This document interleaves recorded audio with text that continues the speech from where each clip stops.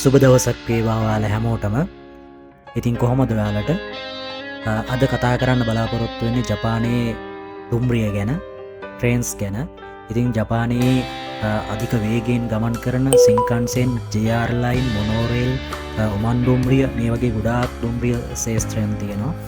ඒ දේවල් ගැන අපි කතා කරන්න බලාපොරොත්තු වෙනවා. ඒ වගේම මේ දුම්රිය වල තියෙන සුව පහසුව, ඊළඟට නියමිත වෙලාවට අදාළ ස්ථානයට ගමන් කිරීම, මෙන්න මේ වගේ විශේෂතා පිළිබඳව කතා කරන්න බලාපොරොත්තු වෙනවා. රැඳිලා ඉන්න මේ වීඩියෝ එක අවසන් වෙනකම් මේ වේරියස් ටෙලිවිෂන් පෙනෙන මානය.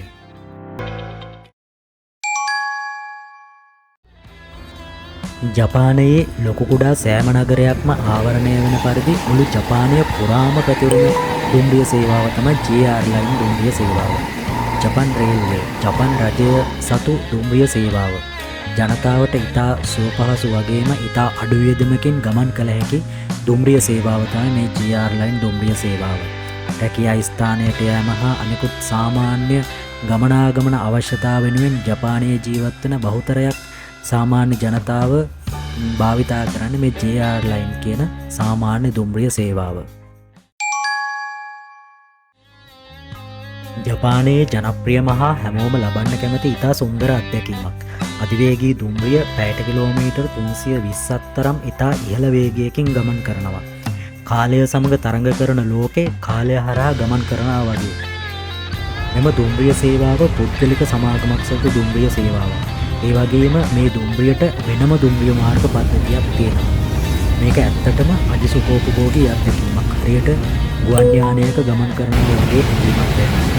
සින්කන්සෙන් එහෙම නැත්නම් අධිවේගී දුම්රිය ජපානයේ ප්‍රධාන නගර සියල්ල ආවරණය කරනවා. ඒ වගේම මෙහි මිල ගණන් ඉතා ඉහළයි.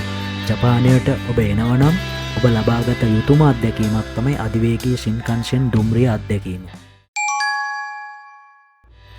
උමන් දුම්රිය, සබ්වේ, එහෙම නැත්නම් ජපන් භාෂාවෙන් කියන්නේ චිකතිත්සු. උමන් දුම්රියත් වෙනස්ම අත්දැකීමක්. භූගත උමන් මාර්ග ඔස්සේ ගමන් කරන දුම්රිය ජපානය පුරාම නැති වුණත් ප්‍රධාන නගරවල දකින්න පුළුවන්. ටෝකියෝ සබ්වේ, ඕසකා මෙට්‍රෝ වගේ ජාල නාගරික ජීවිතය හා බැඳුණු හරි අපූර්ව සේවාවක්. ජපානයට පැමිණෙන විදේශ සංචාරකයන් ආකර්ෂණය කරගන්නා සේවාවක්. මොනෝරේල් කියන්නෙත් ඉතා සුන්දර අත්දැකීමක්. මේ ගමන් කිරීමත් හරියට ගුවන් යානයක අත්දැකීමම ලබා දෙනවා. ටෝකියෝ හනෙදා ගුවන් තොටුපළට ඍජුවම ගමන් කරන මොනෝරේල් පද්ධතියක් තියෙනවා. ඒ වගේම ඩිස්නි රිසෝට් ලයින් හා කියෝතෝ සෙනික් ට්‍රේන් කියන්නෙත් ස්වභාවික සුන්දරත්වය විඳගනිමින් විනෝදය සහ සුඛෝපභෝගී නැවුම් අත්දැකීමක් ලබන්න පුළුවන් දුම්රිය සේවාවක්.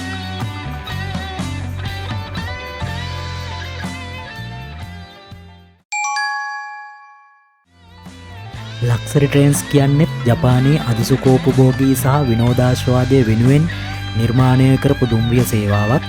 විනෝදාස්වාදය ඉතා ඉහළින් විඳගන්න පුළුවන් ජපන් දුම්රිය සේවාවේ උච්චතම ස්ථානය. ජපානයේ ධනවත් මිනිසුන්, ව්‍යාපාරිකයන් වගේම ධනවත් විදේශ සංචාරකයින් බහුලව ලබා ගන්නා අත්දැකීමක්.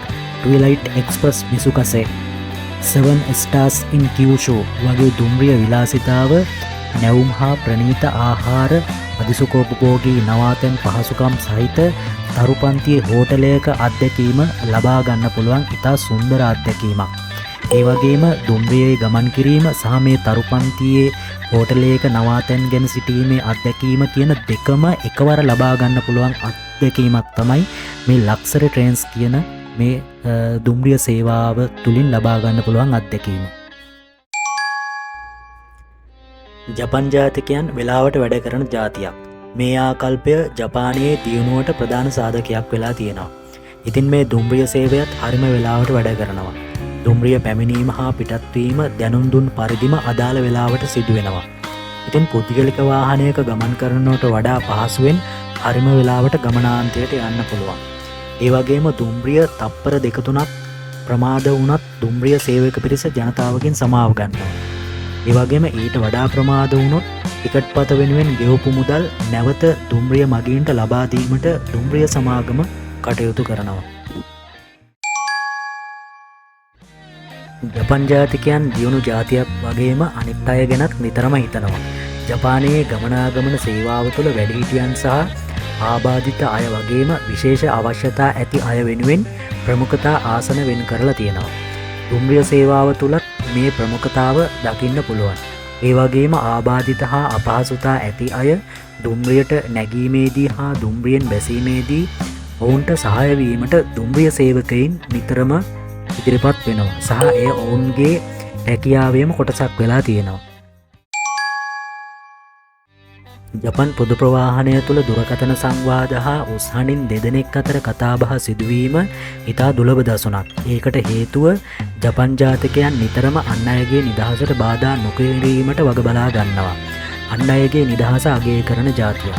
ඒ වගේම බොහෝ වෙලාවට රැකියාව වෙනුවෙන් පිටත් වෙන හා නැවත නිවෙස් වෙත යන බොහෝ මගින් වෙහෙස කර දවසක විඩාව නිවා ගන්න දුම්රිය තුළ කෙටි විවේකී නිින්දක් ලබා ගැනීම. සහ ඇතම් අය පොත්පත් කියවීම වගේ දේවල් සිදු කිරීම. ඉතින් මේ අන් අයගේ නිදහස ගැන සිතීම ඉතා ඉහළින් අගය කළ යුතු කාරණාවක්. ජපානයේ සෑම දුම්රිය ස්ථානයකම ප්‍රවේශපත් ලබා ගැනීමේ කවුළු හා තාක්ෂණික ප්‍රවේශපත් යන්ත්‍ර තියෙනවා. මේ ප්‍රවේශපත් යන්ත්‍රයේ තමන්ගේ ගමනාන්තය සටහන් කර වෙලාව හා අදාළ දුම්රිය සටහන් කර ප්‍රවේශපත්‍රයක් තමන්ටම තනිව ලබා ගැනීමේ හැකියාව තියෙනවා. එසේ කර ගැනීම අපහසු නම් විශේෂයෙන්ම ජපන් භාෂා දැනුම නැති අයට ප්‍රවේශපත් කවුලෙන් ටිකට් පතක් ලබා ගන්න පුළුවන්. ඒත් දැන් නම් ටිකක් පහසු කරලා තියෙනවා. ඒ තමයි ඉංග්‍රීසි භාෂාව මේ ප්‍රවේශපත් යන්ත්‍රවලට එකතු කරලා තියෙනවා.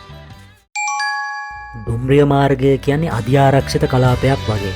කිසිම හේතුවකට කිසිම අවස්ථාවක දුම්රිය මාර්ගයේ ගමන් කිරීම සම්පූර්ණයෙන් තහනම්. අධික දඩමුදල් වලට යටත් කරනවා වගේම දඬුවම් ලබා දෙනවා. දුම්රිය පැමිණීමට පෙර දුම්රිය වේදිකාවේ දුම්රිය මාර්ගය වෙතට පැමිණිය හැකි දුර සීමා කරලා තියෙනවා. දුම්රිය මාර්ගයක් සාමාන්‍ය මාර්ගයක් හරහා ගමන් කරන ස්ථානයකදී දුම්රියක් නොමැතිවුවත් වාහනය මොහොතක් නවත්වා ගමන් කළ යුතුයි. එසේ නොවුනොත් දඬුවම් හා දඩමුදලකට යටත් විය යුතුයි. මෙවැනි කාර්යක්ෂම අධිතාක්ෂණික සහ ඉතා සුවපහසු සුඛෝපභෝගී ගමනාගමන සේවාවක් ගැන අද අපි කතා කරේ. ඒ වගේම නිදහස ආරක්ෂාව වගේ ගොඩක් පහසුකම් සහිත ජපන් දුම්රිය සේවාව කියන්නේ ලෝකයේ අංක 1 ගමනාගමන සේවාවක්. ඉතින් මේ ගැන ඔයාලත් එක්ක තොරතුරු ෂෙයා කරගත්තා. අලුත් යමක් ඉගෙන ගන්න ඇති කියලා හිතනවා. ඒ ගැන කමෙන්ට් කරන්න, වීඩියෝ එක හොඳ නම් ලයික් කරන්න. මේ වගේ තවත් ලස්සන වීඩියෝ එකකින් ඉක්මනින්ම හමු වෙන බලාපොරොත්තුවෙන් ඔබෙන් සමුගන්නවා. සුබ දවසක් වේවා ඔයාලා හැමෝටම. මේ වේරියස් ටෙලිවිෂන් පෙනෙන මානය